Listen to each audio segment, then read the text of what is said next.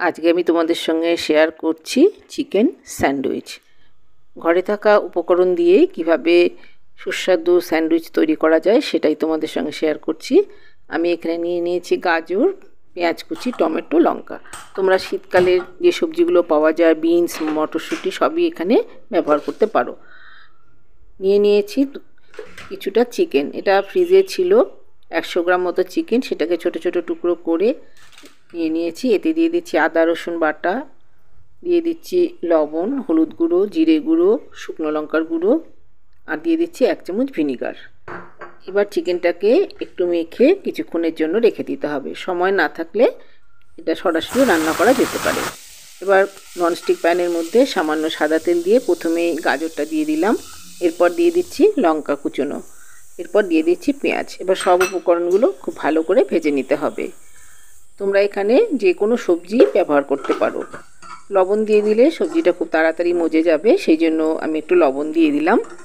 যে সবজিগুলো একটু রান্না হতে বেশি সময় লাগে সেই সবজিগুলোকে প্রথমে দেওয়ার চেষ্টা করবে, আর মটরশুঁটি, ক্যাপসিকাম এগুলোকে শেষের দিকে দিয়ে দিতে হবে। এবার সব সবজিগুলোকে ভালো করে ভেজে নিচ্ছি। এতে দিয়ে দিলাম 1 চামচ মতো আদা বাটা, 1 চামচ মতো রসুন বাটা। ছোটো চামচের 1 চামচ আমি দিয়েছি, যেহেতু আমার সবজির পরিমাণ কম। এরপর দিয়ে দিলাম 1/2 চামচ মতো লঙ্কার গুঁড়ো। এবার সব উপকরণগুলো ভালো করে মিশিয়ে নেব। সব দিয়ে দিলাম সামান্য একটু লবণ।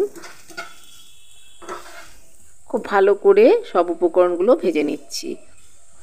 এবার দিয়ে দিলাম টমেটোটা দিলে এটা খুব সফট হবে আর খুব ভালো মিশে যাবে, সেই জন্য চেষ্টা করবে একটু টমেটো দেওয়ার।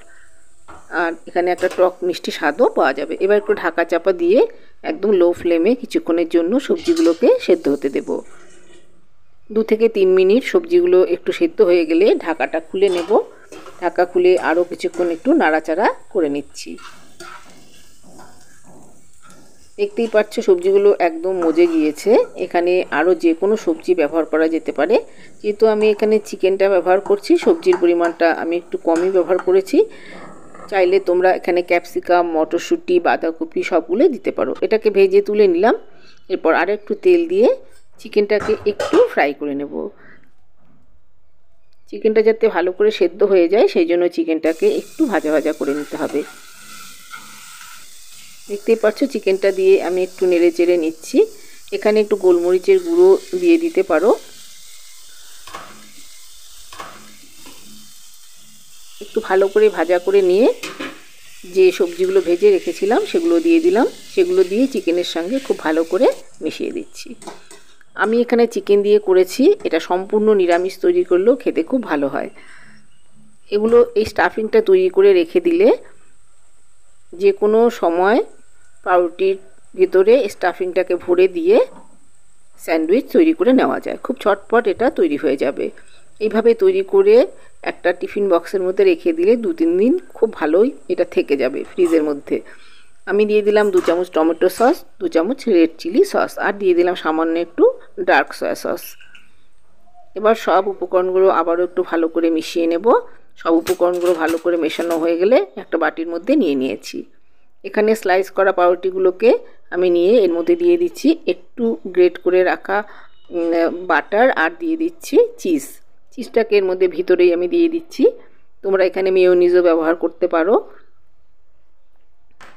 যারা বাটার বা চিজ খাও না তারা এখানে সসও দিয়ে নিতে পারো। আমি এখানে চিজটা কোরানো চিজ আর একটু বাটার ভিতরে দিয়ে দিলাম, তাহলে এটা খেতে খুব ভালো হবে। এরপর স্টাফিংটাকে এর মধ্যে দিয়ে দিচ্ছি। স্টাফিংটাকে দিয়ে খুব ভালো করে এটাকে চেপে দিতে হবে। দেখতেই পাচ্ছ দুটো পাউরুটি আমি নিয়েছি স্লাইস করা। আমি ধার পাশ কিছুই কাটিনি, কোনো প্রয়োজন হয় না। এভাবেই আমি তৈরি করে থাকি, খেতে অসাধারণ হয়। তোমরা চাইলে ধারগুলোকে বাদ দিতে পারো, তাতে দেখতে একটু সুন্দর হয়। এবার দুটো পাউরুটি স্লাইস আবারও নিয়ে নিলাম। প্রথমেই দিয়ে দিচ্ছি একটু চিজকে গ্রেট করে এর মধ্যে দিয়ে দিচ্ছি, আর দিয়ে দেবো সামান্য একটু বাটার।